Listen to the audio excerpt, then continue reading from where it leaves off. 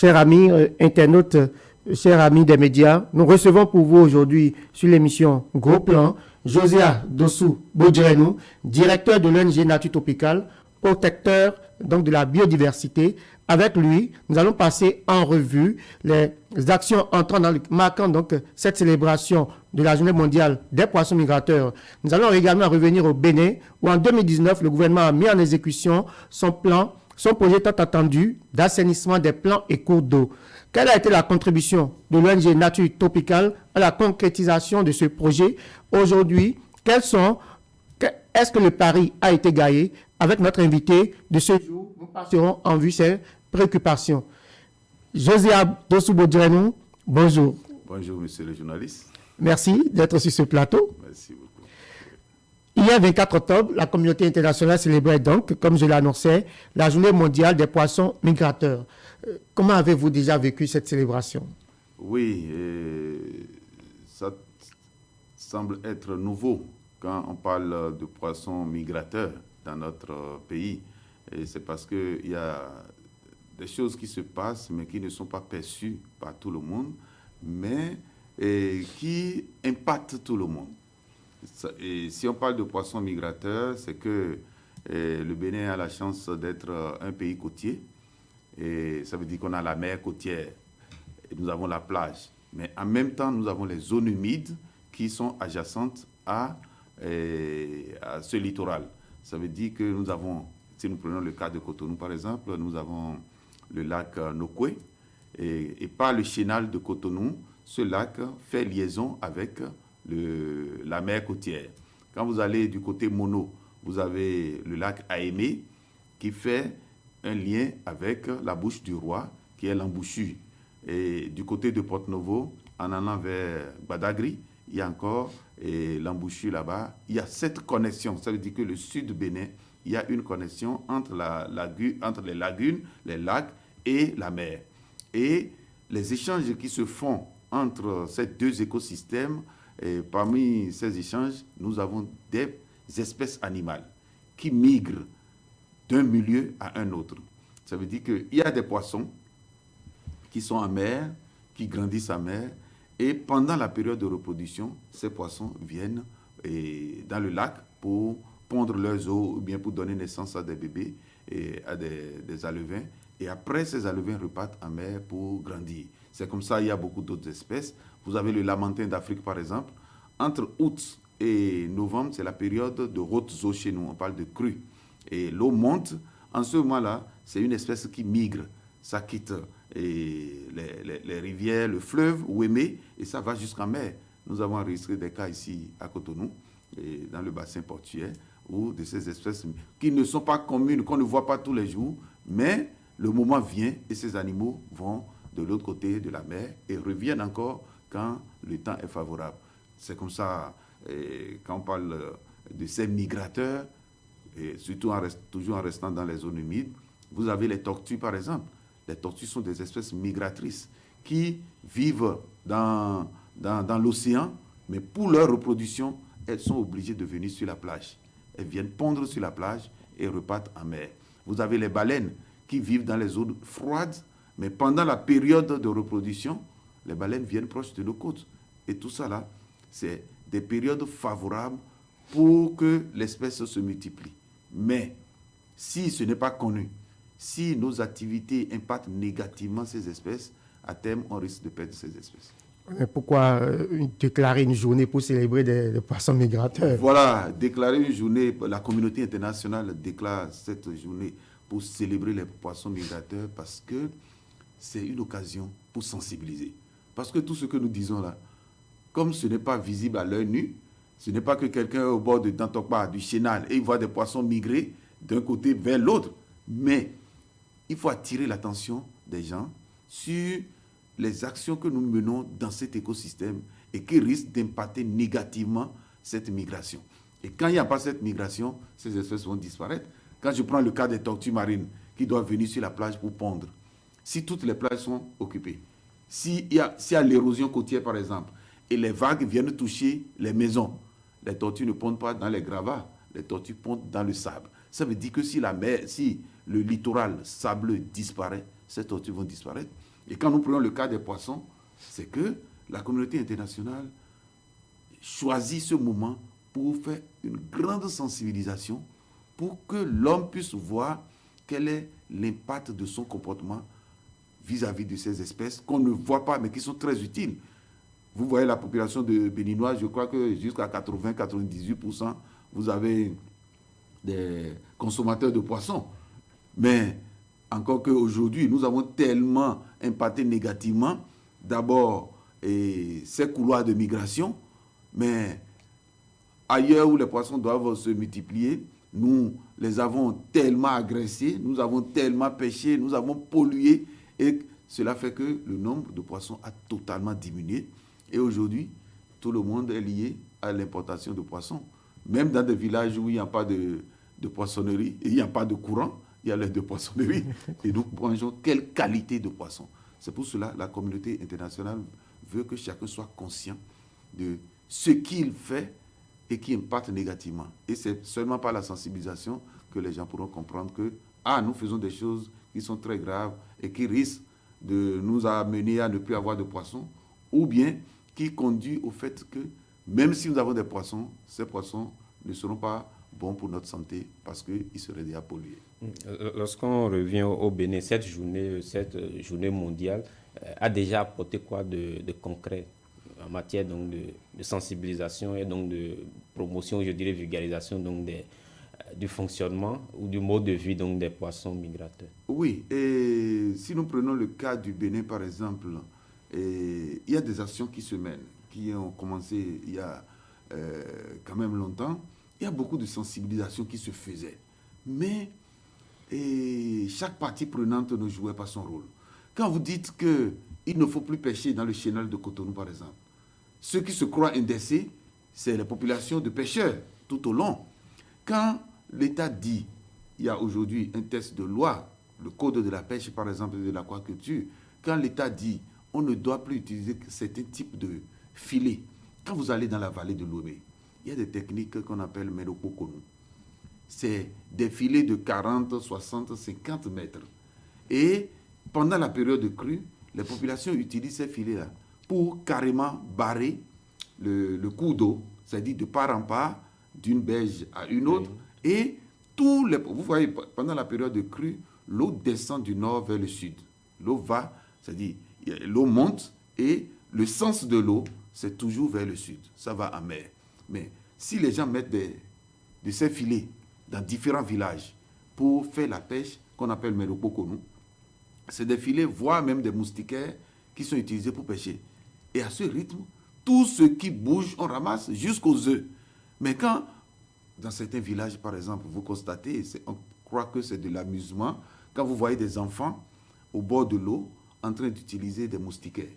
Les moustiquaires destinés pour l'utilisation, la lutte contre le paludisme, ces moustiquaires sont utilisés. On croit que c'est de l'amusement. Mais s'il n'y a pas de petits poissons, est-ce qu'il y en aura de grands?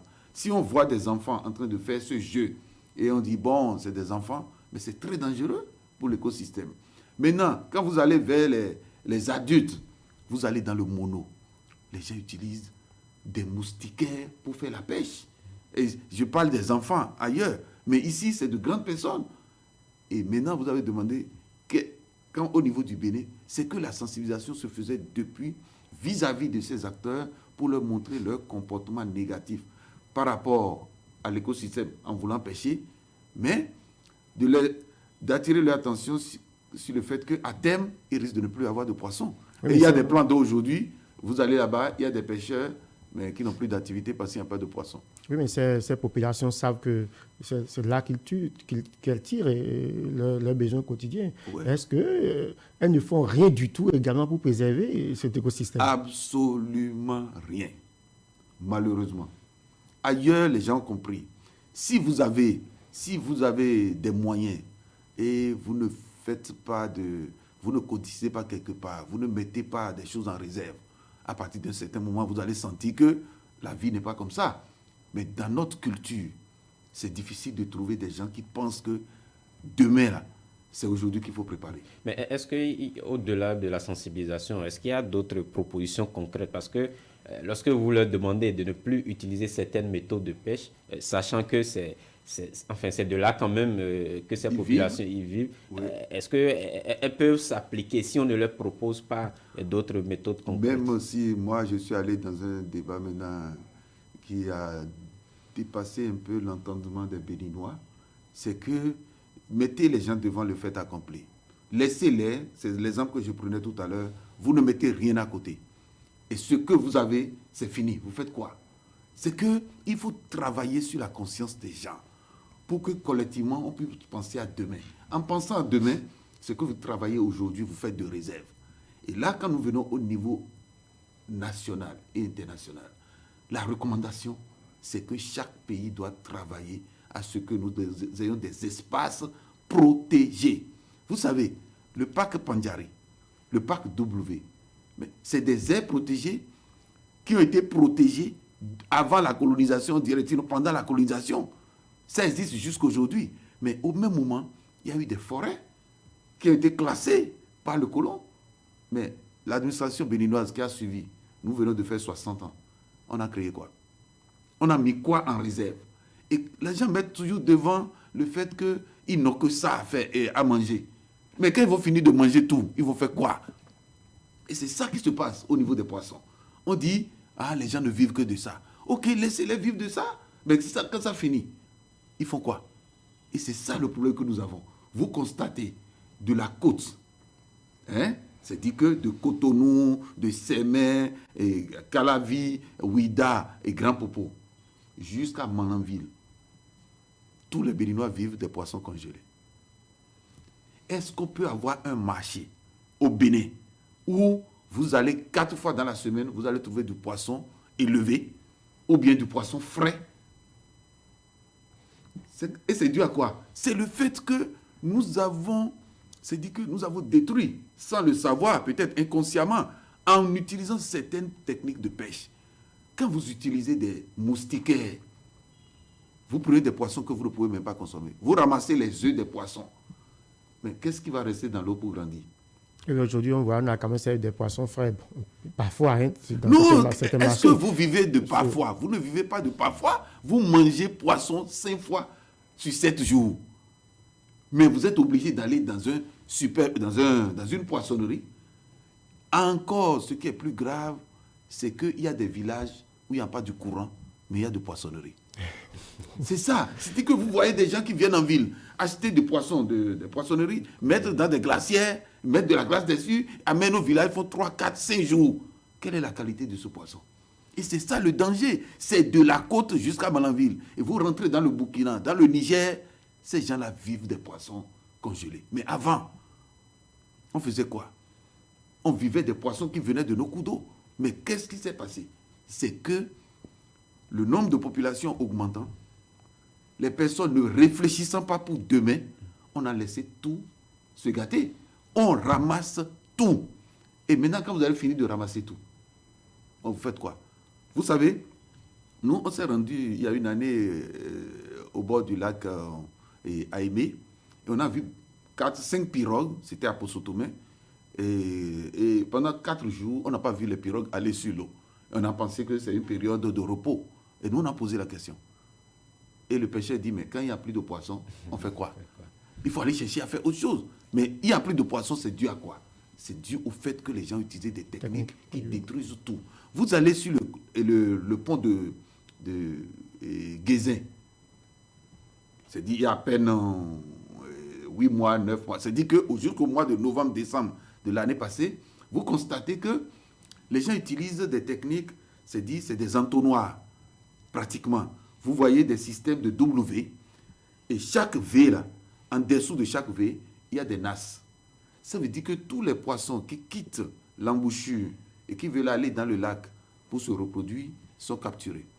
Tous les poissons qui quittent le lac pour partir à l'embouchure sont capturés. Les alevins, parce que dans ce sens, surtout, c'est les alevins qui repartent en mer pour grandir. Mais on les ramasse tous. Mais après, on se plaint pour dire qu'il n'y a pas de poisson. Justement, en matière de technique, qu'en est-il du Acadia? Parce que je me rappelle, à l'école, on nous faisait croire, enfin, on nous disait que la cadia, c'était quand même une technique qui n'était pas très, très appropriée pour la pêche. Bien sûr, ça continue à ne pas être très approprié parce que la technique Akadia, c'est une technique, on va dire, traditionnelle. Ça date de très longtemps. Mais avec le temps, il faut comprendre ses limites et commencer par trouver d'autres alternatives. J'ai vu des gens, vous voyez, 60 ans de dépendance, il n'y a pas de poisson élevé dans un marché béninois. C'est quand même dommage. On a formé beaucoup de gens pour apprendre, parce que si vous n'apprenez pas à aider la nature, mais c'est vous qui allez partir, la nature va continuer à se prendre en charge. À partir d'un certain moment, on a formé des gens pour faire l'aquaculture, pour élever des poissons. Mais on va dire, nous avons des lacs, nous avons des plans d'eau, il y a poissons tout le temps. Pourquoi on va élever des poissons? Mais il y a quelques-uns qui s'essayent quand même. Écoute, c'est dire que on n'a pas atteint le niveau où on peut se dire nous sommes satisfaits. Pas du tout. Parce que les poissons que nous consommons là, pour la plupart, les poissons congelés, ce n'est pas les poissons prélevés seulement dans la nature. Les gens élèvent. On fait la pisciculture en mer. Et nous avons la mer ici, on en fait d'eau. Même faire la pisciculture sur le plan d'eau, ça n'a jamais été nos priorités. Ça n'a pas été encouragé. Et c'est comme ça, la technique d'Akadia s'est développée et continue à se développer. Mais il faut mettre fin un jour à cela. Pourquoi? Parce que la technique d'Akadia, entraîne la déforestation.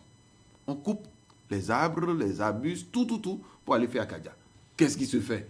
On vient juste créer des abris pour les poissons. Ce n'est pas de l'aquaculture, ce n'est pas de l'élevage de poissons. Quand on élève des poissons, il y a des conditions à réunir. Et on élève des poissons sur le plan d'eau et on nourrit les poissons. Mais quand les gens font Akadia, ils mettent les plants, encore que ce n'est pas contrôlé, les plants qu'on met, n'importe quoi on coupe, on peut mettre dans l'eau. Mais est-ce qu'on connaît l'effet de ces plantes-là sur les poissons? Non. Pourvu qu'on a mis, les poissons sont venus se réfugier, se sont reproduits, et des mois après, l'élevage des poissons ailleurs, c'est 4-6 mois, au plus 8 mois. Technique d'Akadia, c'est combien de temps? J'ai entendu dans un documentaire la fois dernière, les gens qui disent qu'ils font 5 ans avant de prélever. Vous mangez poisson combien de fois en une semaine? Et vous attendez 5 ans pour prélever du poisson. C'est une gestion totalement irrationnelle. C'est dit, nous sommes tous des dieux donnés. C'est dit que Dieu a créé l'eau, nous on met des branchages dedans, on attend. Et le poisson va venir. Un danger, nous parlons de la déforestation, mais un autre danger, c'est que quand on met les plantes là dans l'eau, au bout d'un certain temps, ça se dégrade, ça se détériore, ça crée l'envasement. Les berges des cours d'eau ont été déboisées pour faire Akadia. Il n'y a plus de berges. Quand il y a l'érosion, tout le sable rentre dans le cours d'eau.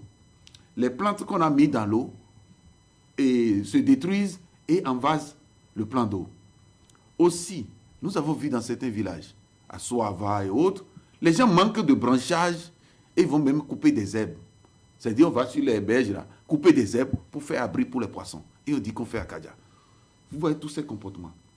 Conséquence, il y a des endroits qui étaient à des mètres de profondeur, 2 mètres, peut-être 3 mètres, aujourd'hui sont à 500,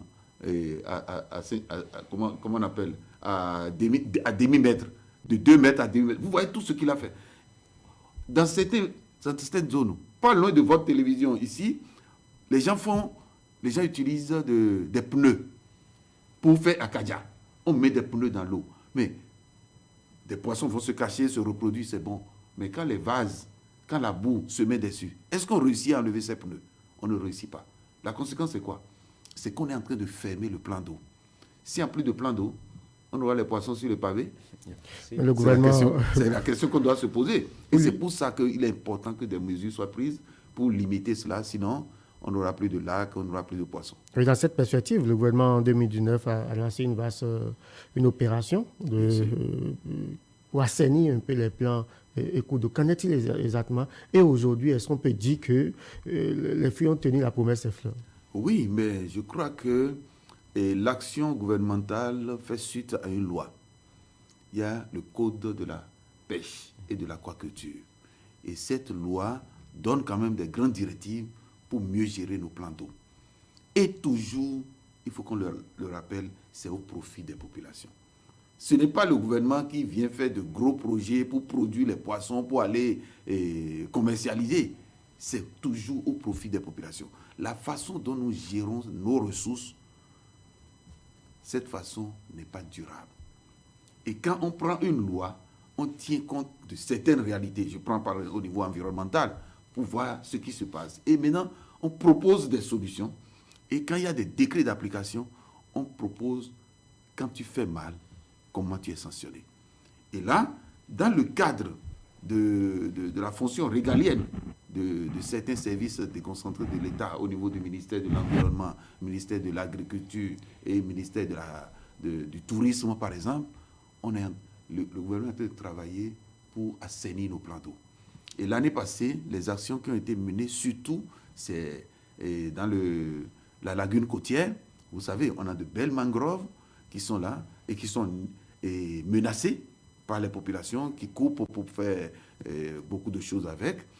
Et la lagune côtière, c'est un écosystème exceptionnel. Vous avez la mangrove, mais vous avez beaucoup d'oiseaux qui viennent là. Vous avez les crevettes, vous avez les crabes, vous avez beaucoup de poissons qui se multiplient sous la mangrove. Mais maintenant, on coupe la mangrove là pour aller faire akaja, au milieu de l'eau. Alors que naturellement, la mangrove, ça dit que les palétuviers qui poussent au bord de l'eau, sous leurs racines, c'est là où les poissons... C'est la akaja naturelle, ça. Et ça joue d'autres rôles. Mais malheureusement, les gens coupent ce qui est naturel et ils vont faire le akaja. Et c'est très dangereux. Et là, le gouvernement a dit, mais à partir d'un certain moment, il faut arrêter ça. Sinon, si on perd la mangrove, on peut avoir beaucoup d'autres phénomènes climatiques qui vont impacter négativement les villages qui sont côtiers. Il faut arrêter la coupe. Et c'est là, il faut assainir le plan d'eau. Et le gouvernement, à travers le ministère de l'Environnement et le ministère de l'Agriculture, les mesures ont été prises pour dégager les akajas tout au long de cet écosystème de la lagune côtière, c'est-à-dire de Togben ici jusqu'à Ouida, jusqu'à non pas encore à Grand Popo, mais en allant vers le lac Aimé, à Guézin et autres. Il y a des techniques, il y a Akaja, mais il y a beaucoup d'autres techniques. Mais les gens ont ramené des trucs lors de ce nettoyage du plan d'eau. Et il y a des gens qui ont pleuré. Il y a des gens qui sont tous juste à côté, mais ils ne savent pas tout ce qu'on fait de leur plan d'eau. Quand vous voyez plus de 100 mètres de filets moustiquaires, je dis, hein, les filets qu'on utilise pour lutter contre le paludisme, vous voyez plus de 100 mètres bien tissés sous l'eau, parce que vous êtes sur l'eau, vous ne voyez rien, mais sous l'eau, et les gens mettent ça la nuit pour récolter les poissons. Et quel type de poissons? Est-ce que ce n'est pas quelque part la politique qui fait que parfois, au niveau du gouvernement, par exemple, au niveau de l'État, on n'arrive pas à réprimer? Non, je crois que c'est pour la première fois que cette action a eu lieu. Et là, il y a la répression nécessaire. On a dégagé tout ça là. Et la garantie qu'on n'a pas, c'est que, est-ce que ça a cessé? Mais ce qui était visuel, ce qu'on peut voir facilement, a diminué. Mais est-ce que les gens ne continuent plus à mettre de ces filets? C'est aux acteurs qui sont sur le terrain qu'il faut poser cette question. Nous avons, par exemple, le ministère de l'Agriculture, la direction de la production halieutique ou direction des pêches.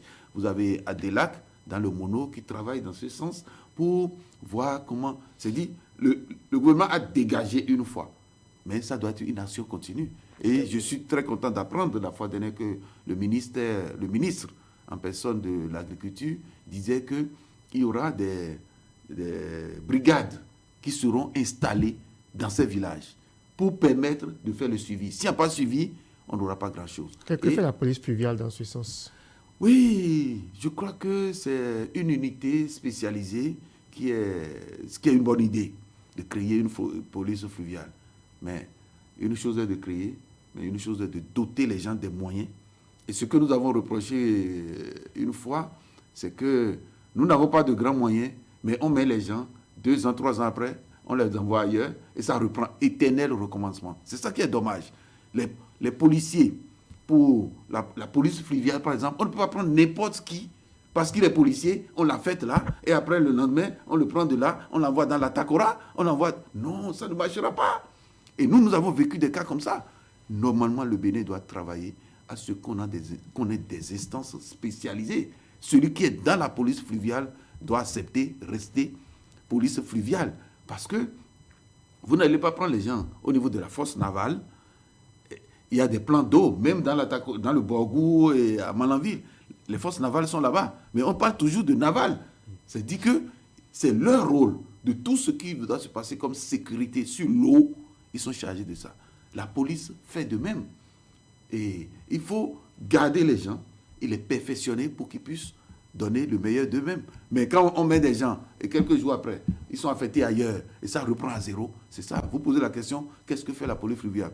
Ma question, c'est de savoir, ils sont combien? Combien de gens sont là? Ils ont quels moyens? Ils sont formés comment pour jouer ce rôle? Il y a des choses très graves. Est-ce que la police fluviale a un problème d'effectifs ou un problème de moyens? Moi, je ne suis pas de la police fluviale, mais moi, je constate que cette police a la volonté de faire. Mais la façon dont c'est managé, ça ne donnera pas grand-chose. Dans l'action, est-ce que le gouvernement, est-ce qu'il arrive que le gouvernement associe des structures spécialisées comme Nature Tropicale? Bien sûr, dans le cadre des actions que nous menons en tant qu'ONG, nous avons aussi notre partition à jouer. Et nous sommes en train de finir un projet qu'on a développé avec UICN Pays-Bas sur le plaidoyer, le lobbying pour l'application des tests environnementaux. Les lois qu'on prend dans le cadre de l'environnement. Ce n'est pas nous qui prenons les lois, c'est les députés, c'est le gouvernement qui propose ou autre. Quand on prend ces lois, il faut les appliquer. Mais pour les appliquer, nous travaillons à ce que les populations ne sentent pas que ces lois sont au détriment de leur vie au quotidien. Et là, notre rôle, c'est de sensibiliser. C'est d'amener les gens à comprendre l'importance de préserver et d'utiliser durablement ces ressources. Et dans ce cadre, on est associé. Mais on n'est pas associé à la hauteur de ce que nous pouvons faire. Et c'est ça que nous réclamons de temps en temps. Ce n'est pas parce que l'État va nous donner l'argent ou autre, mais il faut qu'on écoute les organisations de la société civile qui sont plus en contact avec les communautés et qui peuvent relayer l'information venant des communautés. Nous faisons des constats. Par exemple, dans le cadre de la lutte contre le massacre des tortues et autres, nous avons des bénévoles sur le terrain. Mais le Bénin n'a pas 1 centimètre carré de plage protégée. Mais les espèces menacées, comme tortues, doivent venir pondre. Une fois que le Bénin n'a pas une aire protégée sur le littoral, le Bénin ne mettra pas un policier ou un forestier en train de surveiller ce qui se passe. C'est les communautés, à la base, sensibles à la chose qu'ils peuvent constater et relayer l'information. Et c'est dans ce cadre, quand on est associé, on peut travailler à ce que les résultats soient bons pour tout le monde. Les gens vont dans le sens où c'est notre rôle régalien. C'est nous qui devons faire. Mais vous n'avez pas les moyens d'être là. Les communautés respectent la loi le jour, mais la nuit font le contraire. Et c'est ça qui est triste. Le Bénin met en œuvre le projet La Route des Pêches. Oui. C'est un projet d'envergure, un projet touristique. Oui. Est-ce que dans la mise en œuvre de ce projet, on n'a pas prévu de protéger le littoral? Je ne crois pas. Je le dis sincèrement, ce n'est pas une des priorités. Et il y a plus grave, des projets pareils.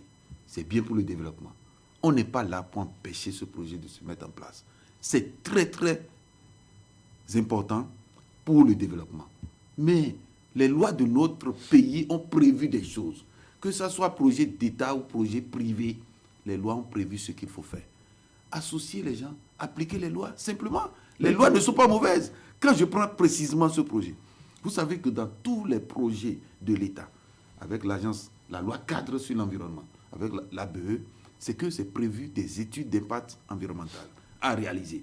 Et quand on réalise les études, c'est en ce moment, il faut, pendant ou à la validation, on associe les autres acteurs, les ONG et autres, là, et chacun donne son avis. Et maintenant, on prévoit un plan de gestion environnementale dans l'exécution du projet. Quand il y a quand il y a des aspects négatifs, comment les atténuer? C'est avec des différents acteurs qu'on discute. Nous ne sommes pas des extraterrestres, on n'a rien à inventer. Les gens ont déjà fait, on a vu. Mais vous savez que pas ce projet spécifiquement. Non, pas ce projet. C'est un projet côtier. Le Bénin n'est pas le seul pays côtier, ni en Afrique, ni dans le monde. Et ailleurs, on a vu. Et ça veut dire qu'il y a des impacts négatifs qu'on peut déceler plus tôt et proposer des approches de solutions. Parlez-nous de ces impacts. Malheureusement, c'est que ces impacts ne sont toujours pas pris en compte. Et on voit les choses se développer mais on a envie quelquefois de pleurer. Et justement, par rapport au projet de la route des pêches, quels sont les impacts que vous avez Moi, je vais parler identifiés? ici simplement d'un seul impact qui est totalement négatif. Le reste, je ne peux pas toucher parce que je n'ai pas les documents qui disent voilà ce qu'on a prévu, voilà ce qu'on va faire. Mais je vois des choses qu'on fait et qu'on réalise déjà et qui sont très négatifs, aussi bien pour le tourisme que pour les espèces qui pourraient éventuellement attirer les touristes. C'est le cas des tortues marines. Dans un pays, dans un site où les tortues doivent pondre leurs œufs, quand vous mettez des ampoules, des lampes proches de la plage, aucune tortue ne vient pondre. Et si par hasard, les tortues ne viennent pas le matin à 7h ou à midi ou à 18h pour pondre, les tortues viennent la nuit. Ce n'est pas nous qui avons créé ça comme ça. C'est Dieu qui a fait ça comme ça. Les tortues ne pondent les œufs que la nuit. Ça veut dire que la nuit, on n'a pas le soleil. Et la tortue, si par hasard, il y a des lampes alignées proches de la côte, les tortues sont obligées de chercher là où il y a l'obscurité. Mais quand on met des ampoules du Fidrosé jusqu'à Ouida, il y aura tortue où? Ça ne viendra plus. Maintenant, si par hasard, les tortues venaient pour pondre, le fait qu'il y a des lampes à la naissance des bébés, les bébés viennent sur le continent au lieu d'aller en mer. Et quand les bébés vont sur le continent, le temps qu'un volontaire les retrouve et les retourne en mer, ces bébés sont déjà desséchés et vont mourir. Quelle est notre contribution à la mise en œuvre de la CDB, Convention sur la diversité biologique? Quelle est notre contribution à la mise en œuvre de la Convention sur les espèces migratrices? Quelle est notre contribution? C'est bon, un projet de développement, mais on pouvait faire autrement, seulement pour les lampes qu'on a placées sur les plages. Oui, c'est un danger. Qu'est-ce qu'on pouvait faire? Parce qu'on ne peut pas quand même tracer une route sans lampe. Voilà, c'est pour vous dire que nous ne sommes pas les premiers à créer une route côtière.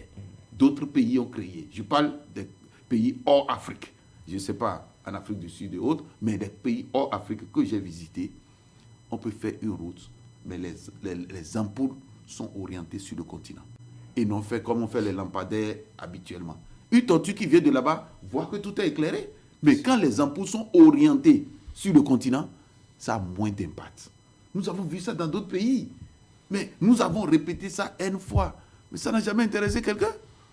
Mais en même temps, on veut faire du tourisme balnéaire, mais on fait fuir les ressources qui pourraient attirer des gens.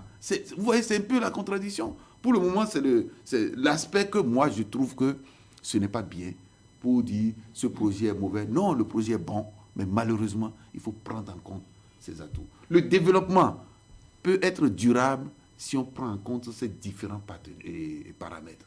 Mais ce n'est pas durable si vous construisez et vous détruisez tous les autres sans envisager en même temps comment atténuer, comment compenser. Là, il n'y a pas de compensation. Est-ce que, au-delà de la question des lampes que vous évoquez tantôt, est-ce que, quelque part, ce projet également ne protège pas la côte? Non, moi, je n'ai pas encore vu. Je voudrais qu'on me montre les exemples de comment ça protège la côte. Et un autre danger, si je prends toujours... Ouais, je suppose, il y a des oiseaux marins qui traversent, qui viennent dans les mangroves. Il y a comment vous appelez ça? Des animaux, des singes, après peut-être vers Ouida et autres, qui sont dans les zones de mangroves. Mais quand vous faites des routes, ici c'est la mer. Voilà ces animaux qui ne peuvent pas aller se réfugier en mer, ne se resteront que là. Et après, la mangrove, c'est les habitations. Ça veut dire que les animaux n'ont que cet habitat pour leur vie. Mais vous faites des routes et je ne sais pas quelle sera faite sur la suite, je ne sais pas quels sont les engins, les véhicules qui vont passer dessus, quelle sera la limitation des vitesses ou pas, mais quand de ces engins doivent passer à tout moment, parce qu'il n'y a pas de route au Bénin, on dit il y a des heures de passage. Si on autorise les gros camions qui doivent passer sur cette route, par exemple, avec tout le bruit que cela va faire, voilà encore des impacts négatifs sur la faune et la flore dans le milieu. À certains endroits, peut-être, parce que la route doit continuer jusqu'à Ouida. Oui. Ce n'est pas encore aller à Ouida, mais nous ne connaissons pas les lignes. Mais si ça doit détruire des mangroves à certains endroits, vous voyez, c'est toujours des impacts négatifs. Maintenant, c'est qu'il faut compenser. Quand on veut faire du développement, on détruit quelque chose, mais il faut dire, c'est ça ce qui manque. C'est que nous ne profitons pas de nos droits. En tant que citoyens, conformément à la loi cadre sur l'environnement, nous avons droit à l'information. Il ne devrait rien avoir de secret. Parce que quand c'est totalement du secret, vous faites pour vous. Et après, c'est moi qui ai réalisé. Non. Et comment on peut compenser? Non, c'est que quand vous avez l'information, chacun peut dire, chacun peut proposer, les spécialistes peuvent proposer des approches de solutions. Mais quand vous n'avez pas l'information, quand l'information reste totalement secrète, ce qui devrait être le cas quand c'est une propriété privée, là c'est une propriété pour tout le monde, c'est pour l'État. Et il est prévu dans nos tests que l'information doit être publique. Mais cherchez l'information, vous êtes des journalistes, cherchez l'information dans notre pays. Nous voulons avoir certains documents pour opiner dessus, pour faire des propositions, pour aider à ce qu'on améliore, ce qu'on retrouve. Comment on peut expliquer que dans un tel projet, il y a de ces aspects négatifs qui ne soient pas pris en compte alors qu'on a un ministère quand même qui s'occupe du cadre de vie? Ah oui, je crois que trouvons l'opportunité d'inviter ces responsables à venir répondre à ces questions. La société civile est là pour aider. C'est-à-dire, son rôle n'est pas d'être en contradiction avec le gouvernement, mais c'est d'amener les gouvernants à faire les choses selon les règles. Tout ce que nous disons, ce n'est pas de l'invention, c'est prévu dans les tests. Accès à l'information, c'est prévu. La loi cadre qui dit qu'on doit faire les études d'impact, c'est prévu. Les études sont réalisées, après les résultats sont publics. Mais vous cherchez les résultats, vous ne trouvez pas. Et après, on fait les impacts négatifs et on attire l'attention, on dit c'est parce qu'on est opposant. Non, ce n'est pas une question d'opposition. On n'est pas opposé au projet, ni au gouvernement, mais il faut amener les gens à penser durablement. Sans être forcément invité à la table de discussion, est-ce qu'il vous arrive d'adresser quand même des suggestions aux autorités? Bien sûr que oui. Il y a différents niveaux de discussion où on aborde ces choses. Mais malheureusement, vous savez, nous avons eu une discussion ce matin dans le cadre de l'UICN, Union internationale pour la conservation de la nature. Il y a 10 ONG qui sont membres au Bénin. Il y a des personnes ressources qui sont sur le groupe. Et nous avons commencé, une discussion a commencé hier et on a continué aujourd'hui. Depuis que les colons ont créé Parc W, Parc Pandjari et les réserves, les forêts classées, le Bénin n'a plus rien créé jusqu'à aujourd'hui. Rien. Il n'y a aucun document de l'État qui dit voilà un décret de création d'une aire protégée. Aire marine ou un habitat protégé. Il n'y a pas. C'est pour ça que je disais tout à l'heure, il n'y a pas 1 centimètre carré de plage protégée au Bénin. Maintenant, le débat, pourquoi on n'a jamais créé? Et j'ai posé la question, quelles sont les études réalisées pour créer le parc Pandjari? Quelles sont les études réalisées pour créer le parc W? Créer une réserve, c'est une décision politique. Maintenant, au Bénin, on est au-delà. C'est que plusieurs études ont été réalisées. Plusieurs projets ont été réalisés, financés de la coopération internationale, depuis le PAS, Grand écosystème du courant de Guinée, et aujourd'hui, Convention d'Abidjan, Convention de ceci, et ABE, différents projets financés par le GEF. Mais la suite de ces projets-là, il n'y a pas 1 centimètre carré où un décret dit, OK, la zone de telle à telle, c'est protégé. Et quand l'État dit que c'est protégé, même s'il n'y avait aucune étude, encore que toutes les études sont réalisées, mais même si l'État dit c'est protégé, en ce moment, chacun devient sensible. Si vous voulez faire une activité là-bas, le mot protégé seul fait que vous devez prendre des précautions. Okay. Mais quand rien n'est protégé, chacun va. Vous voyez, quand vous allez à Togmen, nous avons un professeur, par exemple, qui réagit tout le temps. Quand vous voyez comment les gens font de l'exploitation des zones humides, l'extraction du sable, sans tenir compte de rien. Vous savez que dans nos tests, il est dit que quand vous dégradez, quand vous exploitez un espace pour les constructions de routes, à la fin, vous devez... Non, avant même de faire le travail, le PGS, le plan de gestion environnementale, doit prévoir comment gérer cet espace après votre projet. C'est-à-dire la construction de la route Ouida et Cotonou. Vous savez que, pas loin de cette route-là, de grands trous ont été creusés. Tout ça là, c'est zone humide. C'est pour le développement. On a creusé pour faire la route pour nous. Mais il est dit dans les textes qu'après, il faut repartir, il faut aménager l'espace. Et c'est vous, promoteurs, qui devez proposer, avant qu'on ne vous donne l'autorisation, comment vous allez faire après. Je veux que des autorités viennent nous dire un exemple. Vous voyez combien de routes construites au Bénin? Quand on finit de construire les routes là, les espaces, ça devient comment? C'est abandonné. Ça devient des nids de danger, même pour les populations les plus proches. Prenez la route qui va à Ouida, la déviation qui était faite quand la route était en construction. Mais vous allez voir des gros trous dans des villages, et c'était fait avant ce travail qui est en train de faire. C'est très grave. Aujourd'hui encore, en allant vers Ouida, c'est dit qu'il y a des espaces où on ne sait pas comment les gens obtiennent les autorisations, et ils creusent partout pour alimenter les populations en sable, mais après, on abandonne tout. Et c'est très grave. Dans aucun pays au monde, on ne continue à faire de ces trucs-là. On a vu quand même que le gouvernement a pris quand même des décisions, tout le temps, par l'extraction du sable à Tokben, et on a suspendu même des entrepreneurs. Mais c'est ce que vous entendez. On suspend les gens. Mais est-ce que le jour où les gens ont repris, on vous a dit? On ne vous dit pas. Et quand les gens finissent, c'est qu'ils ont abandonné. Moi, je veux que les autorités viennent nous dire tel exemple d'espace qui a été réaménagé par le promoteur. Le promoteur a gagné des milliards en exploitant les ressources. Et peut-être en complicité avec des autorités en sautant. Vous voulez dire que les suspensions, les mesures par le gouvernement... C'est juste pour... C'est que des gens réagissent, on suspend. Mais les gens reprennent après. Personne n'est plus informé. Mais comment on les a autorisés à reprendre? C'est ça. C'est-à-dire que chacun ne joue pas son rôle. Nous allons avec vous aborder brièvement la question de la pêche continentale, qui entre également dans le cadre de la production nationale halieutique.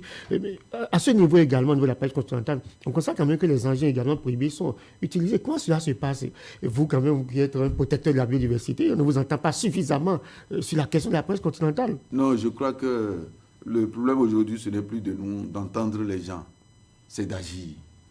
Et le travail que la société civile a commencé par faire, c'est d'amener chacun à agir. C'est tout. Les dénonciations ne servent plus à rien. Quand vous dénoncez, une autorité politique est derrière, avant que l'information n'arrive là-bas, c'est classé. Nous sommes sous la rupture. Vous n'avez pas oui, c'est pour dire qu'il faut accompagner la rupture à appliquer les tests. Et là, je vous disais tout à l'heure que nous avons eu cette discussion où il n'y a pas un centimètre d'espace protégé par les tests au Bénin. C'est dit que c'est nous qui avons travaillé depuis 60 ans et on a cet espace, c'est une aire protégée. Nous avons fait le débat.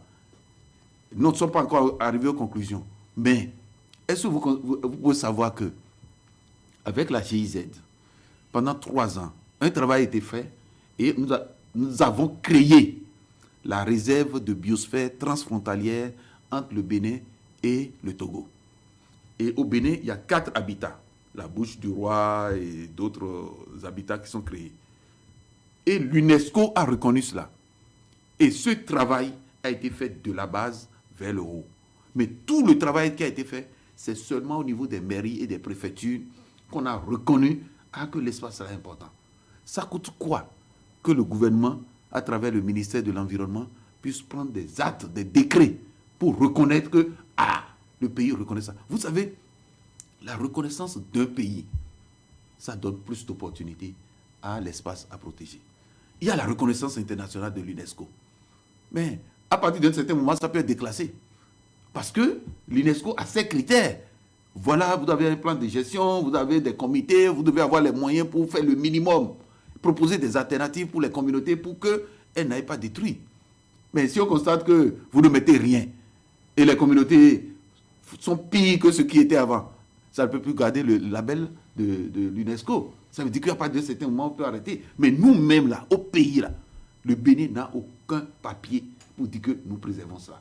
Et moi, dans les discussions tout à l'heure, au niveau des membres de l'UICN et de certaines personnes ressources, on n'a pas hésité à dire pourquoi il n'y a pas ça.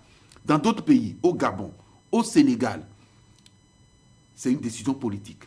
Un espace. Vous voyez la mangrove de Tokben. Le jour où vous allez vous déplacer avec votre caméra, vous allez voir que vraiment, c'est important. C'est très bien. C'est bien conservé. Mais vous revenez le lendemain, vous voyez qu'une communauté est rentrée dedans pour dire c'est la parcelle de nos grands-papas. Et coupe tout. Qu'est-ce que ça va vous faire? Mais s'il y avait une décision de l'État pour dire ça là, personne ne touche, et c'est officiel, si quelqu'un rentre dedans, le premier qui passe peut le dénoncer. Mais aujourd'hui, on le voit en train de couper, on attend qu'il coupe tout, et après on se plaint. Et ça, il n'y a pas de réponse. Maintenant, les Sénégalais, quand ils prennent de cette décision, mais ils vulgarisent à l'international. Je vous dis, les financements qu'ils mobilisent pour appuyer la gestion. Mais pour nous, là, on dit qu'au Bénin, on a c'est le quartier latin des intellectuels, mais qui ne sait pas grand-chose. Quand vous allez au Gabon, c'est des décisions de la présidence. Ils ont déclaré des aires marines protégées. Mais je vous dis, c'est des fondations internationales qui envoient des gens pour les aider à préserver la ressource. Parce qu'il y a la décision politique. Mais ils gagnent plus aujourd'hui à empêcher que des bateaux clandestins viennent détruire toutes leurs côtes que de laisser pour dire, bon, nous n'avons pas les moyens pour aller. Pour avoir les moyens, il faut que depuis votre État, qu'on voit la volonté. Mais il n'y a pas cette volonté. Par rapport à la pêche continentale, est-ce que rien n'est... Les dispositions ne sont pas prévues? Est-ce que comment c'est mis en œuvre? Mais au Bénin, on prévoit toujours tout. Mais on veut sur le terrain. Est-ce qu'on peut réussir à dire que la pêche continentale peut nourrir son homme? Est-ce que ça peut nourrir les populations? Non. La pêche continentale, quel que soit ce qu'on va faire, si on prend le thème de pêche, ça ne peut plus aider à avoir les meilleures solutions. Nous devons passer à l'aquaculture. Ça veut dire que l'élevage des poissons pour aider la nature. Et c'est pour cela qu'on parle du code de la pêche et de l'aquaculture. C'est les deux ensemble. Les conditions dans lesquelles il faut faire la pisciculture pour avoir des poissons. Sinon, on peut dire, ok, tout est, on a mis les mesures et autres, mais le plan d'eau ne pourra pas fournir. Mais la pêche continentale contribue environ à 80%. Est-ce qu'on va suivre? Qui a dit ça? Ces chiffres sont d'où? 80% de quoi? Par rapport à la production de... Quelle production? 80%. Moi, je ne sais pas où est-ce que vous avez vu ces chiffres, mais je vous ai dit aujourd'hui, je ne sais pas si dans votre famille, il y a des gens qui vont acheter du poisson toute la semaine et ils trouvent du poisson à manger. Ce n'est pas parce que ce n'est pas sur le marché que ça ne... Mais ça va où? Ça veut dire que ça nourrit seulement les 31 000 pêcheurs. C'est tout. Non, nous sommes quand même 10 millions. Hein. Vous savez, il y a des hôtels, il y a des restaurants qui ont beaucoup plus recours à ces gens à la pêche de poissons. Non, les chiffres au Bénin, c'est quand même un problème. Notre constat, c'est qu'il y a encore beaucoup à faire pour que c'est-à-dire que nos plans d'eau puissent nous donner ce qu'il faut. Oui. Mais on ne peut pas gérer nos plans d'eau sans penser à produire nous-mêmes les poissons. Monsieur José Bodjernou, nous allons avancer un tout petit peu. En 2018, il y avait eu un problème de poison dans le lac Atiémé, dans la commune d'Atiémé notamment. Il y avait eu des milliers de poissons qui avaient été tués et les rapports du laboratoire étaient contestés et ça a fait objet de polémique. Votre ONG également a pris part au débat. Aujourd'hui, c'est silence radio. qu'est-ce qui s'est passé? Oui, c'est ça la réalité béninoise. Quand je disais que l'information reste toujours secrète et spéculer, on ne spécule sur tout. Et jusqu'aujourd'hui, aucune autorité nous a dit exactement c'est dû à quoi. Il y a beaucoup d'hypothèses. Mais c'est dû à quoi? Je crois que c'est un pays à réformer, quoi. Mais c'est grave. Faire une réforme actuellement. Non, c'est dit que chaque sujet là, il faut dire comment ça se fait de mieux, quoi. Et mettre les mesures pour que c'est bon d'être transparent et dire les difficultés que vous avez pour que les gens vous aident à trouver des solutions, que de dire nous sommes les spécialistes et ça s'arrête là. En ce temps-là, nous avons organisé des missions de la société civile pour aller voir un peu les trucs là. On a fait chercher nos approches de solutions, mais on n'est pas allé plus loin. Parce que c'est l'autorité qui doit dire voilà ce que nous avons constaté, voilà les mesures à prendre. Les premières spéculations, c'était autour du fait que les gens utilisent des pesticides proches de cette zone et font de l'agriculture. Ça peut contaminer l'eau. C'est un facteur qui pourrait être abordé. Dans ce cas, analyser l'eau, analyser des paramètres physico-chimiques et autres pour voir un peu à quoi cela est dû. Il est arrivé, vous savez, la même année, il nous a été signalé quelque part dans le Mono qu'il y a eu des éruptions. Oui, il y a eu des éruptions. Oui. Des phénomènes comme ça, si ça sortait dans le cours d'eau, proche de là où il y a l'élevage des tilapias, les tilapias ne supportent pas du tout la faiblesse de l'oxygène dans l'eau. Essayez chez vous. Quand on attrape des tilapias, même dans les caniveaux, là, vous mettez dans un seau et vous mettez de l'eau dessus. Je crois qu'après 2 heures de temps, il est mort.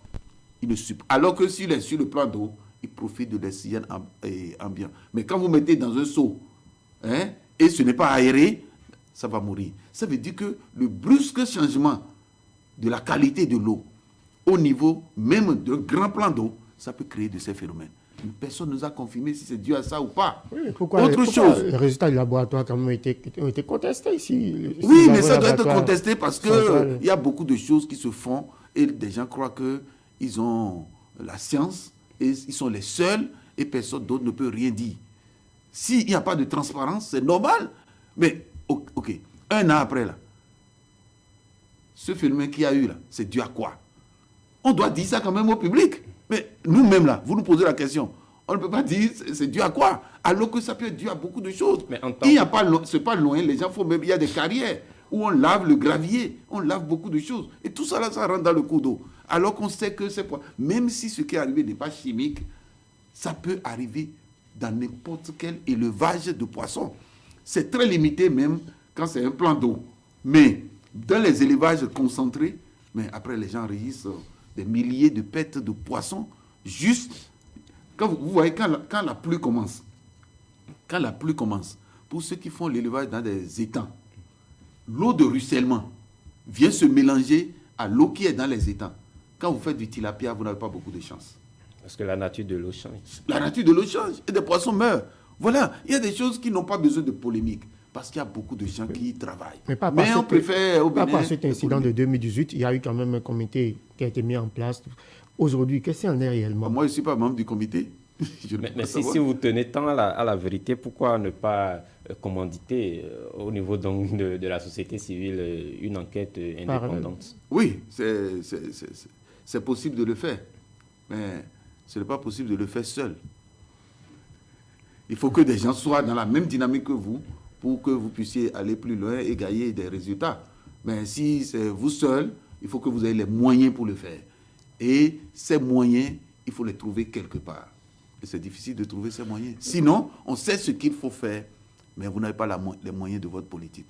En tant que conservateur ou consommateur simplement, nous observons quand même que les poissons n'ont plus le goût qu'il faut. Et parfois, on se dit, bon, on voit plutôt la différence avec les poissonneries. Donc, on a beau faire toute cette promotion, donc vous dites, mais qu'est-ce qui se passe? Pourquoi on ne sent plus les poissons? Quand ils étaient petits, c'est un peu plus... succulent, oui, mais c'est ça. C'est ça, vous savez. Qu'est-ce qui se passe? Non, c'est dit, je ne sais pas de quel poisson vous parlez, mais, vous savez, quand les poissons sont importés, les poissons, comment on appelle, les poissons congelés, et je n'ai pas les chiffres au niveau du Bénin, mais techniquement, c'est au-delà de moins 20 degrés. Moins 20, je crois quelque chose comme ça, si je ne me trompe. Moins 20, moins 18 degrés. La glace se forme à 0 degré. Mais moins 18, vous voyez ce que c'est? C'est vraiment congelé. Si les poissons ont été gardés dans de très bonnes conditions, au lieu de la production, et on les met dans du froid, et le froid n'est pas rompu, le jour, vous achetez le poisson, même si c'est à moins 15 degrés, moins 10 degrés, moins 5 degrés, ça veut dire que ce n'est pas encore problème. Et vous préparez chez vous, le goût que le poisson a à l'origine, ce goût est gardé. Mais, si on ramène le poisson à moins 18 degrés, vous savez ce qui se passe quand j'allais à certaines frontières. Même ici à Cotonou, vous voyez des bâchers ordinaires, là, qui viennent prendre des cartons de poissons. Et ces poissons sortent des congélateurs, des conteneurs réfrigérés. Quand de ces poissons sont mis dans des bâchers, si c'est à consommer le même jour, il n'y a pas de problème. Mais ces poissons-là sont amenés sur des kilomètres. Ce n'est pas des kilomètres, voyagent dans des conditions de bâcher. Les conditions de bâcher sont 28, 30 degrés. On a quitté moins 18 pour aller à 30 degrés. Ça veut dire que les poissons sont dégelés. Mais nous, on amène là-bas, on met encore dans le réfrigérateur. Et peut-être les réfrigérateurs là-bas sont à 5 degrés. Et on conserve les poissons là-bas pendant 1 semaine, 2 semaines. Parce que c'est au frais. On a mis glace dessus. Le poisson même n'est pas glacé. C'est la glace qui est dessus. Et c'est comme ça, les gens viennent acheter. Mais le poisson qui est dégelé il y a une semaine, et toi tu achètes, quand tu manges, tu auras quel goût? On se dit que même à la maison, quand nous on prend des poissons de trucs là, et des poissonneries, c'est après la cuisson qu'on voit que c'est du poisson qui n'est pas de bonne qualité. Oui, mais où est-ce que la chaîne est rompue? On ne peut pas le savoir. Et au niveau des poissons frais, pourquoi également au niveau des poissons frais également? Mais ça dépend de là où le poisson a vécu. Quand vous prenez par exemple le chédal de Cotonou, où on dépose tout ce qui est ordure sur la berge, quand vous voyez les zones humides, tout ce qui est déchets sont jetés dans l'eau. Et les poissons vivent avec ça. On ne peut plus savoir quelle est la qualité du poisson que nous consommons. Est-ce que le danger, c'est à ce niveau. Par rapport aux poissons frais, est-ce que à un moment donné, ce n'est pas aussi le coût un peu très élevé qui fait que les gens préfèrent aller dans les poissonneries? Oui, mais le coût ne peut qu'être élevé. Mais rationnellement, ça ne devait pas être élevé, mais c'est les spéculations qui font que, oui, j'ai vu quelqu'un un jour, il a attrapé un poisson et il tient. Et j'ai dit, c'est combien? Il dit, si je ne donne pas 15 000, il ne va pas prendre. Et je lui ai dit, toi, tu as donné quoi pour avoir cette taille? Ça veut dire que c'est Dieu donné. Il a eu la chance, il a eu ça, et lui met son prix. Ailleurs, tout se pèse. On pèse la tomate, on pèse la mangue. Là, le prix qu'on donne, on peut dire c'est au kilo. On n'a pas de mesure. Tout se vend à la tête du client.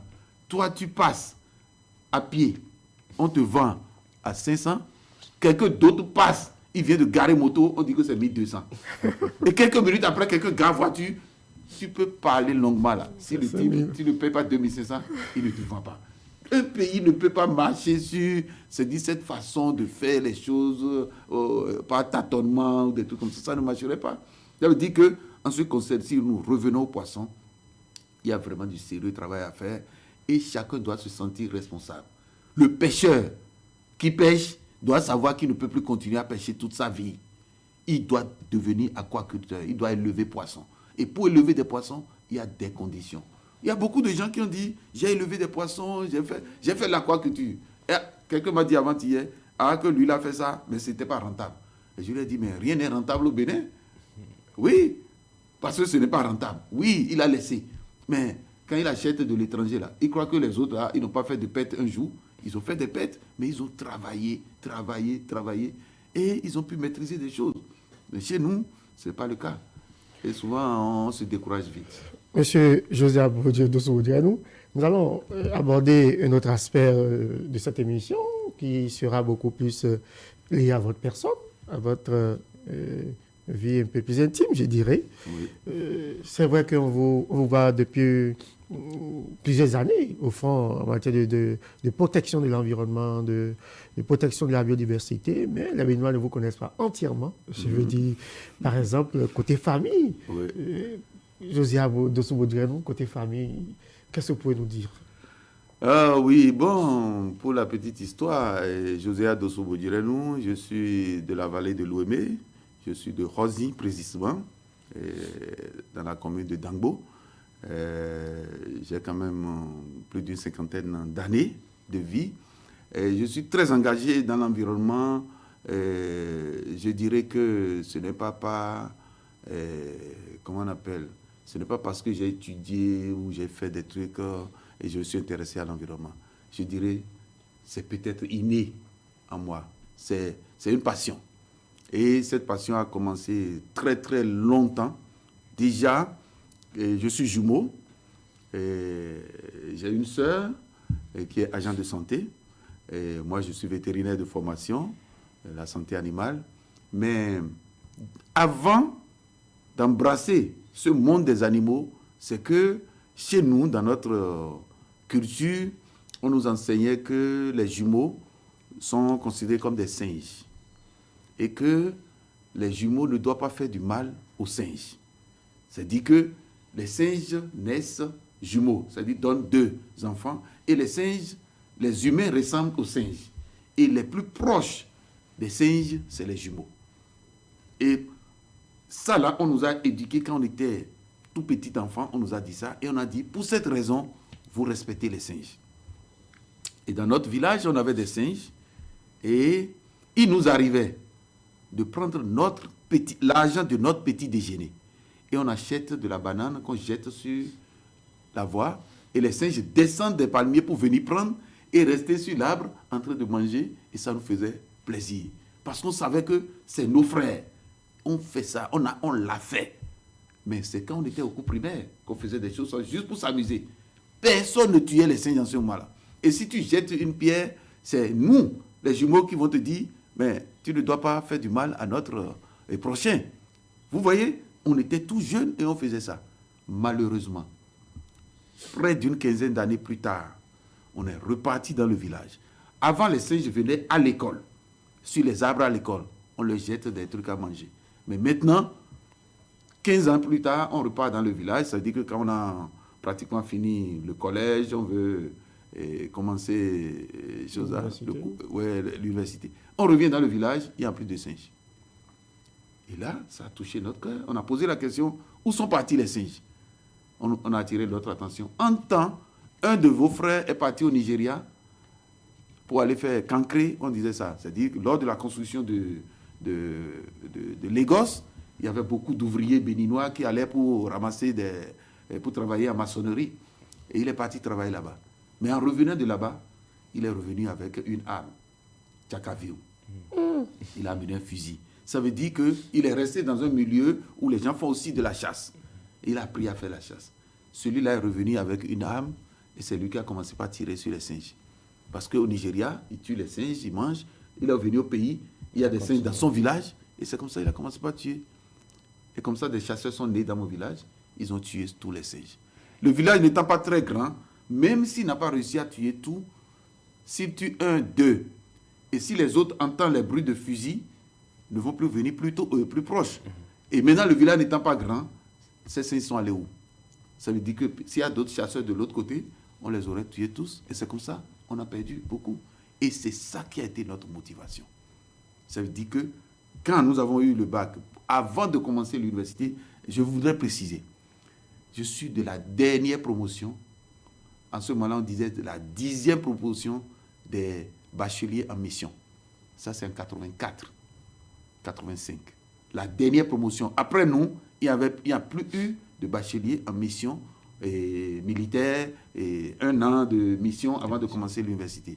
C'est nous qui avions clôturé. Et quand on a fini ça, on a commencé l'université. J'ai la chance de réussir au concours du CPU où j'ai fait les sciences vétérinaires. Et c'est ça. C'est ma petite histoire. Et là, c'est dit que, mais avant d'aller à l'université, tout ce qui nous motivait depuis, c'est qu'un an d'enseignement ou de mission, nous avons pris cela pour travailler sur comment contribuer à préserver ces animaux, comment préserver notre cadre de vie. Et nous avons eu la chance maintenant de faire les sciences vétérinaires, ça veut dire que c'est les animaux, et je crois que c'est voilà la piste qui nous a aidés à nous intéresser plus à l'environnement. En famille, quel est votre plat préféré, vous qui êtes amoureux de la nature? Et ma maman vit encore, et ma maman a servi, quand vous allez dans mon village, à Rosier, vous parlez de Samounon, elle a, pendant près de 40 ans, donné à manger aux enfants à l'école, en faisant quoi? C'est la pâte de maïs, plus févi. Hein? Ça veut dire plus le gombo. Ça veut dire, ça, nous l'avons, c'est pratiquement notre plat, ce n'est pas préféré, c'est notre exigence. On prend ça au petit déjeuner, on prend ça au déjeuner et on prend ça au dîner. Et c'est comme ça qu'on a été éduqués. Et nous, on peut manger la pâte le matin, on peut manger à midi, on peut manger le soir. Et ça n'a pas changé dans notre système de notre culture, notre art culinaire. Nous continuons à le faire. Seulement qu'en prenant de l'âge, en développant certaines maladies comme le diabète, l'hypertension, on doit réduire un peu la consommation de ces choses-là. Mais ce que je préfère toujours, c'est la pâte plus gombo. C'est différent de légumes et autres, là, c'est pâte plus gombo. Alors, M. Bodianou, dites-nous un peu, vous êtes quand même l'une des personnalités de ce pays. Vous avez observé un peu la vie sociopolitique. Quel est ce personnage de notre histoire qui vous intéresse le plus? Actuel ou bien passé? Je dirais que vous avez connu. Et moi, j'ai connu un personnage qui m'a beaucoup fait et je voudrais lui rendre témoignage. Mais quand j'en parle avec des jeunes, beaucoup ne l'ont pas connu et ne le connaissent pas. Mais nous avons la chance qu'il continue à vivre. C'est le professeur Adamou Ndiaye. Je ne sais pas si vous l'avez connu. Il a fait 12 ans et doyen de la faculté des sciences agronomiques. Et moi, j'ai été son étudiant. Et j'ai travaillé dans son laboratoire et il a été un exemple pour moi. Il a fait, en tant que doyen de la faculté des sciences agronomiques, vous savez, c'est le monde agricole. Il est un de ceux qui ont travaillé pour le développement du coton dans ce pays. Il a fait les 5 ans de Soglo en tant que ministre du développement rural en ce moment-là. Et il a marqué son temps. Et il a été un exemple pour ma personne parce qu'il m'a beaucoup conseillé. Et c'est quelqu'un, aujourd'hui, quand vous allez à l'université, par exemple, l'ancien recteur de l'université Saint-Brice, c'est des exemples. C'est des étudiants de celui-là. Quand vous voyez le professeur Lalayer, vous voyez par exemple Kodia, voilà des gens qui ont travaillé avec Adamou Ndiaye, qui a été ministre de l'Agriculture. Il a été membre du conseil, comment vous appelez ça, du conseil transitoire après la conférence nationale. Il est resté un peu effacé, mais il a été très efficace. Voilà quelqu'un qui a travaillé pour la relève. Tout ce que vous voyez là, jusqu'à 5 qui a été recteur de l'université, ceux-là ont travaillé avec Adamou Ndiaye. Et moi, je préfère des gens comme ça que des gens qui font du... On entend leur nom dans beaucoup de discours, mais la question que je me pose, vous préparez quoi comme réserve comme relève.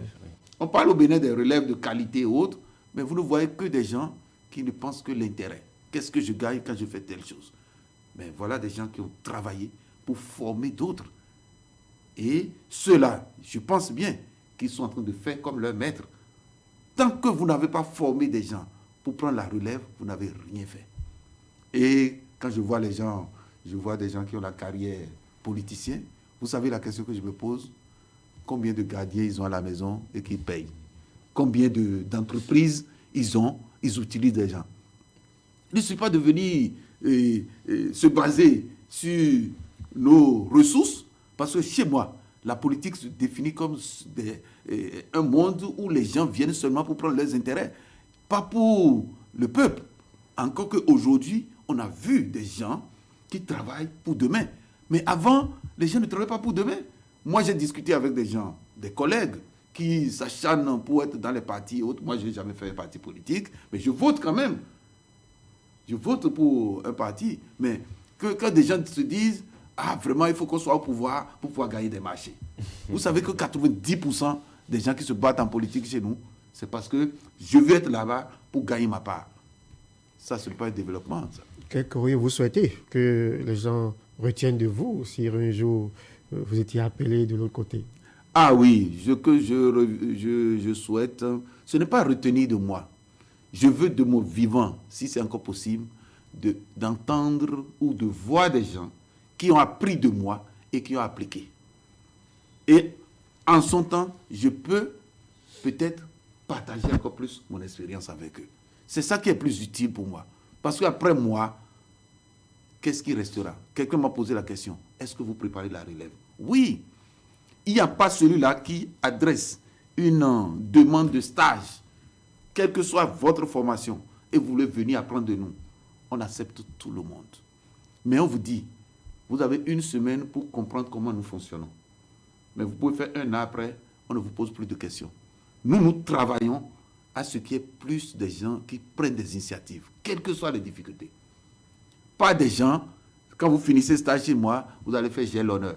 Non, on demande aux gens, quand tu es déjà là, qu'est-ce que tu as envie de faire? Quelle est ta motivation? Vous savez, nous n'acceptons pas trop de critiques. Pourquoi?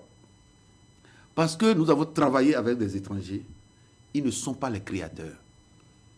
C'est leurs aïeux qui ont créé et ils ont les résultats. Mais malheureusement chez nous, c'est que nous sommes des initiateurs de certaines choses. Nous n'avons pas les soutiens qu'il faut. Mais toi, tu viens pour dire ce qu'on fait, c'est mauvais. Mais montre-nous ce que toi tu as déjà fait. C'est ça qui manque. Le Béninois critique tout ce que vous... Non, c'est mauvais. Mais attends, avant que moi je ne vous critique, je vous montre. Moi, je l'ai fait de cette façon. Montre-moi ce que tu as fait. Si tu n'as pas la possibilité de me montrer ce que tu as fait, je n'accepte pas tes critiques. Côté religion ou côté spirituel? Je suis protestant méthodiste. J'ai été invité sur votre plateau seulement hier. Et normalement, je dois être à l'église à cette heure-ci. Et mon départ d'ici, je passerai à l'église quand même. Parce que nous avons action de grâce pour la famille. Pourquoi cette option méthodiste? Option méthodiste, bon, ça ne vient pas de moi. Mes grands-parents ont été des féticheurs. Mais à partir d'un certain moment, mon papa, selon l'histoire racontée, a dit, on l'a confié comme l'hameçon placé pour un crocodile. Dans notre dialecte, c'est comme ça. L'ohou, c'est-à-dire on l'a remis pour voir est-ce que lui va survivre. En tant que, c'est-à-dire qu'un enfant d'un féticheur qu'on confie à des chrétiens. Alors que le féticheur, malgré tout ce qu'il faisait, il y a beaucoup de ces enfants qui mouraient. Maintenant, le papa nous a dit, lui, on l'a arraché de là pour lui dire, va là-bas, on va voir si toi tu vas résister. Un essai. C'est-à-dire qu'il a été sauvé et après il a appris à ses enfants. Mon papa avait 18 enfants.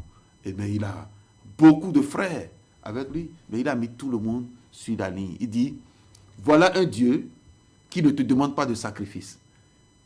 Tout au long de l'année, alors que tu vas chez le féticheur, il va te dire, pour tel problème tu as, c'est un coq, c'est un mouton, c'est un poulet, c'est ceci que tu dois faire. Mais voilà, lui il est resté féticheur pendant un temps et il dit, mais voilà, je vais quelque part un Dieu qui ne demande rien. Et quand tu vas à l'église, même on te dit action de grâce, on dit ce que tu veux, tu donnes. Si tu n'as rien, il n'y a pas de problème. Et il te sauve. Mais celui-là est celui qui fait du fétichisme. Qu'est-ce qu'il faut choisir? Et c'est pour cela qu'il dit, tous ces enfants doivent faire cette voie. Et la recommandation, au moins par an, faites une action de grâce à ce Dieu qui ne demande rien. Et c'est ce que nous essayons de faire. Oui, sûr. Quand vous regardez dans le rétroviseur, je vais en finir sur ce point-là. Si vous devez corriger quelque chose dans votre passé, qu'est-ce que cela devait être? Si je veux... Vous devez corriger quelque chose, vous devez corriger une erreur ou un fait. Si on vous était donné de regarder dans le rétroviseur et de corriger cela. Oh, corriger quelque chose... je ne vois pas, ça ne vient pas aussi facilement pour moi. Mais quelquefois, on trouve que je suis trop rigide, trop critique. Et je continue à dire, je crois qu'on fait trop de complaisance. Ça veut dire, les gens me disent que je dois corriger ça. Mais je dis, je ne peux pas corriger, être plus rigide. Pourquoi? Nous n'avons pas des exemples que nous suivons. Ce que nous n'avons pas dit au cours de cette émission, c'est que nous sommes les premiers à initier dans ce pays un musée des sciences naturelles. Autant que nous sommes béninois, le musée ne dit rien dans la tête. Mais nous sommes allés loin. Musée où on va parler seulement de l'environnement. C'est encore bizarre. Parce que quand on dit musée, les gens voient les vestiges des rois, des trucs anciens et autres. On n'a pas cette culture de musée. Mais moi, j'ai eu la chance de me faire former dans un musée, dans un aquarium public. Et j'ai pris l'initiative. 25 ans après, je continue encore sur l'étape de l'initiative. C'est ça. Maintenant, je n'ai pas... C'est dit que des autorités qui doivent prendre le relais de ce que nous faisons, mais quelquefois, on te prend même comme un concurrent. Mais on ne veut rien faire. C'est ça qui est un peu dommage. Et moi, je ne sais pas comment modifier ces choses. Parce que là où j'ai eu l'occasion de me faire former, que ce soit aux États-Unis ou en Allemagne, aux Pays-Bas et en Belgique, c'est que quand vous travaillez avec ces gens, vous voyez que des gens sont venus, ils vont travailler, ils vont partir rapidement pour aller faire autre chose. Ce n'est pas eux qui ont créé.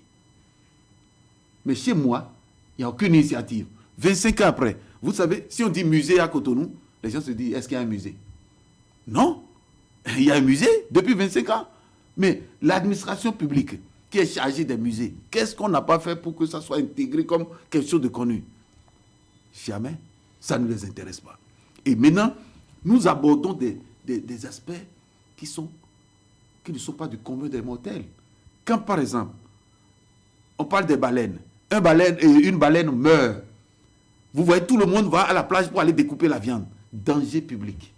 Mais quand la baleine laisse un squelette, c'est la propriété. Normalement, si un État vraiment est sérieux, c'est l'État de récupérer ces choses et utiliser pour l'éducation. Et ces squelettes-là restent dans un musée. Mais 25 ans de sensibilisation, rien n'a changé. À l'éducation. Voilà, c'est dit, c'est ces sujets-là sur lesquels on doit travailler. Nous sommes pratiquement au terme de cette émission. Nous aurions pu aborder un peu la question des baleines, surtout avec... On aura l'occasion, j'espère. Oui, justement. Oui. On vous laisse donc conclure cette émission. Oui, mais vraiment, je voudrais vous féliciter, chers journalistes, et vous rappeler que vous jouez un rôle très, très important. Et vous devez continuer sur cette lancée, parce que nos pays, le Bénin a signé des engagements internationaux dans le cadre de la préservation des ressources naturelles. Et le cas de la Convention sur la diversité biologique, par exemple, il y a un article qui demande à ce que les gouvernants, on les appelle les parties prenantes, les parties, c'est-à-dire on les appelle les parties seulement, c'est-à-dire que les pays partenaires signataires de cette convention doivent prendre l'engagement de soutenir les médias pour éduquer sur la préservation des ressources. Et une émission pareille que vous faites, ça sert à éduquer les gens, pour que les gens puissent comprendre que si on a pris les engagements, si on a signé des conventions internationales, c'est dans le sens de mieux préserver. Ce n'est pas au détriment des communautés. Et si chacun comprend que c'est dans ce sens, et pour le comprendre, c'est à travers la sensibilisation. Et si chacun comprend et applique les mesures qui sont décidées au niveau international et au niveau local, les ressources seront mieux gérées, mieux protégées. Mais au cas contraire, c'est que l'État doit travailler à faire appliquer par la force même. Et c'est ça, on exige. Il y a des lois dans nos pays et il faut les respecter. Merci, M. José Adossou Bodjernou, directeur de l'ONG Nature Tropicale, protecteur de la biodiversité. Vous étiez l'invité de Groupe 1 de ce dimanche. Merci. Merci, monsieur le journaliste.